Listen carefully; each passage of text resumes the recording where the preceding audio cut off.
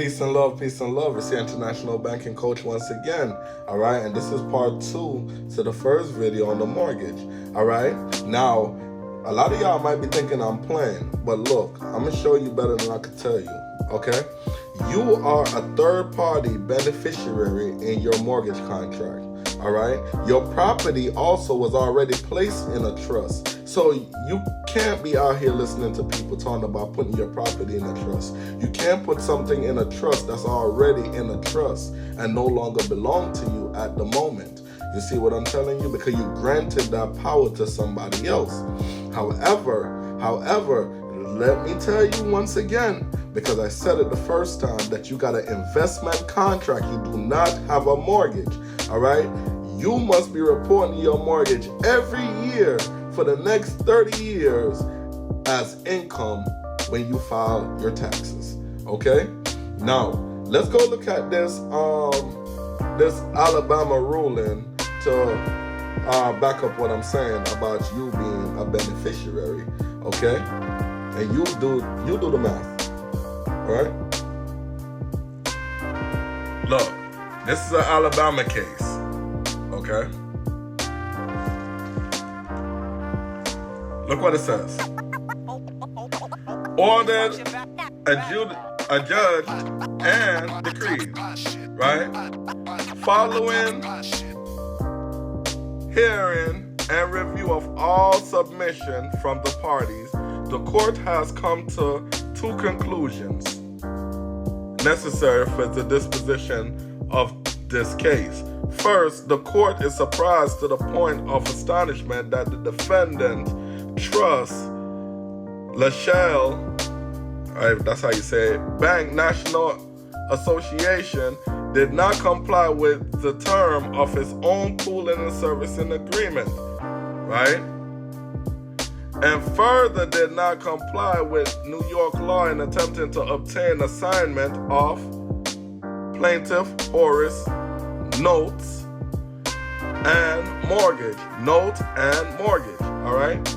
Second, plaintiff Horace is a third-party beneficiary, people, of the pooling and servicing agreement created by the defendant trust. See that? So now that the trust exists, it creates a creditor and debtor relationship. Because now, listen what it says. So if they are the one that created the trust, right, doesn't mean your property is in a trust. I'm just saying. But you are also a beneficiary in your own property, right? So because you're a beneficiary, right, you went from owner to tenant / beneficiary, okay? You're a beneficiary. So anytime during a foreclosure proceedings, when they foreclose, because you are an undisclosed third party inside of your mortgage, right, you are supposed to get paid. What? Yes, you are a shareholder in your mortgage. These are the things nobody telling you because nobody educates you guys on finance, all right? And I'm taking the liberty to come and educate you guys on this, all right? So one of the things you got to understand also is securitization. That's where the pooling and servicing agreement come in at, all right? Because these notes get securitized, which is also, again, fraud, all right? Hold on. In this case, as you can see, our loan securities, the United States Court of Appeals for the Second Circuit respondent and I don't know how to pronounce the name, so not let me botch it, versus JP Morgan Bank NA, okay? And what this proves in this case, right, is the fact that our consumer loans are not securities under the SEC rules of SEC Rule 144, okay? Under SEC Rules 144, the Security Exchange Act in 1933 and 1934. It is not classified to be that kind of instruments, all right? So y'all mortgage transaction, the things that they are doing with your mortgage transaction are unlawful, bottom line. And these are the things that you got to learn, and these are the things you are going to learn here, okay? However, hold that thought. I'm back, people. Now, I want y'all to understand, people, you got to start studying. You got to start studying, man. All right? You may not want a class, but you need one. I'm going to say it again. You may not want a class, but you need one. Otherwise, stop buying homes.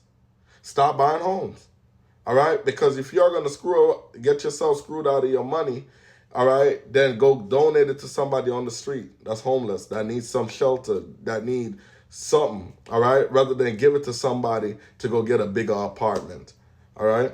You got to come and study how to protect your home and how to get your home back from that trust that was created in your contract that made your property second collateral to a loan that you never even got. So let's look at it this way.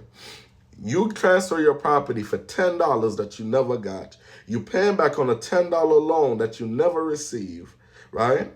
All that money. Not only that, add salt to the injury, right? You are paying into an insurance policy when you already got an insurance policy on your home. So if you are doing that, what is the second insurance policy cover if you had a failure, right? Or God forbid you had a fire or are destroyed in the tornado. You see? So y'all got to start thinking, all right? Then another thing you got to start asking yourself, why FEMA come out when you already got an insurance policy that you're paying into on your property? And the insurance policy that you don't know about that I will show you in this class, what do that cover? Ask yourself that $1 million question. If you're paying into an insurance policy, and you already got an insurance policy, what do that other insurance policy cover? It covers the second collateral that they put up. What else could it cover? The second collateral will be your house. So they got insurance on the note itself, and they got insurance on your house. So when they cash in on your property, right, after a foreclosure, they get your house, they get the insurance money from the loss, right, from both insurance policies. You see that? And you walk away with nothing. With nothing. Do that sound like a reasonable deal to you? And then you haven't filed your taxes to get a greater income every year like you're supposed to. You see? You don't even have exemption on your property. Most of y'all don't even know nothing about homestead exemption and how can you be eligible for it, or if you're eligible for it in the first place. But one of the things y'all got to understand, people, y'all got to ask yourself this. If you understand trust, all right, if there's a trustee, who is responsible for all your bills? When it comes to the property, the upkeep of your property and the maintenance of your property. Isn't that the trustee job? The payment to your property. You know that's secured by the note, your deed of trust, right? So people, y'all got to start waking up and start thinking. Please. That's all I'm asking you, is to wake up, start thinking. All right? Because the questions you don't got answers for is the questions you need to start asking. You see what I'm telling you? That's why it said there's no such thing as a wrong answer, or there is such thing as the wrong questions. Okay?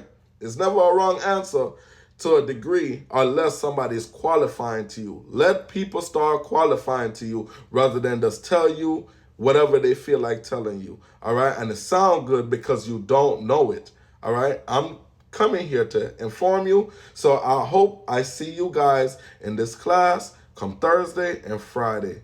Peace. Shalom. It's your International Banking Coach forever.